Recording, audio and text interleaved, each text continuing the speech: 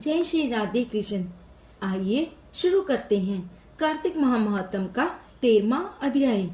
बोलिए श्री हरि विष्णु भगवान की जय। कार्तिक महात्म की जय। नारद जी बोले, उस भुवनेश्वर राजा ने मेरी विधि पूर्वक पूजा करके हंसते हुए कहा, हे ब्राह्मण, आपका कहाँ से आगमन हुआ है? हे प्रभु, आपने कहीं कुछ देखा है जिसके लिए यहाँ आए हैं? सो हे मुनीश्वर, मुझे आज्ञा दीजिए।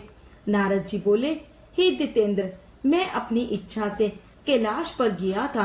वहाँ मैंने पार्वती सहित बैठे हुए शंकर को देखा।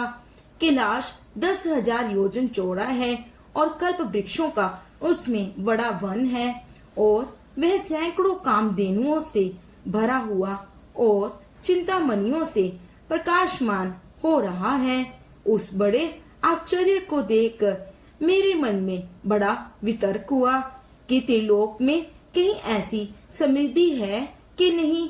हे दैत्यानंद, मैंने आपकी भी संपत्ति का स्मरण किया और उसे देखने की इच्छा से यहाँ आपके समीप आया।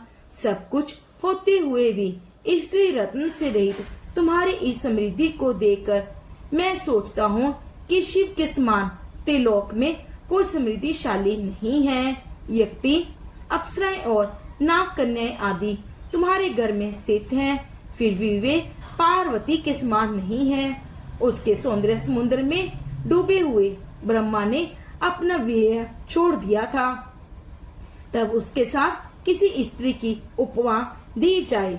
तपस्वी शिवजी भी एक समय मछली का रूप धारण करने वाली पार्वती द्वारा अपनी लीला से सौंदर्य रूपी वन में घूमने गए थे।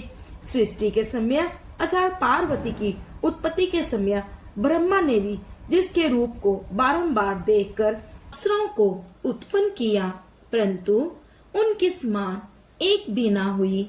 अतः स्त्री रत्न को भोगने वाले उन शिव जी की समृद्धि सर्वश्रेष्ठ है। हे दैतेंद्र, सब रत्नों के स्वामी होते हुए भी तुम्हारी समृद्धि वैसी अर्थात शिव जी की जैसी नहीं है। ऐसा कहकर और उससे पूछकर जब मैं वहाँ से चला आया, तब वहाँ दैत्यों का राजा पार्वती के रूप को श्रवण कर काम ज्वर से पीड़ित हो गया। इसके उपरांत उसने विष्णु की माया से मोहित होकर शिवजी जी के पास सिंहिका के पुत्र राहु को दूत बनाकर भेजा।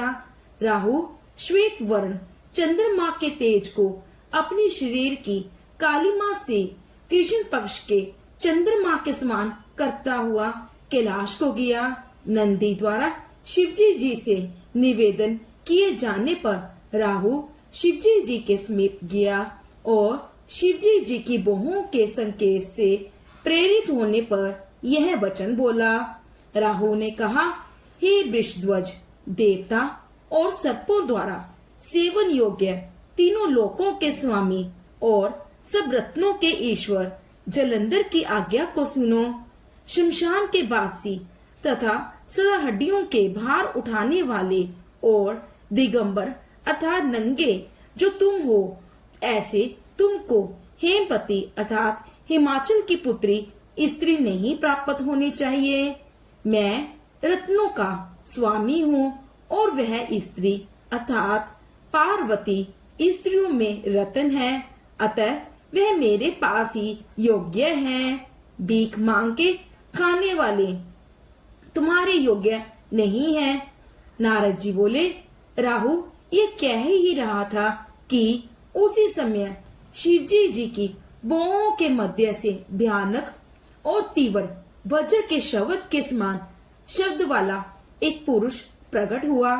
सिंह के समान उसका मुख था और चलायमान जीभ थी और ज्वाला रहित नेत्र थे और ऊपर को उठे हुए केश थे और सूखा शरीर था।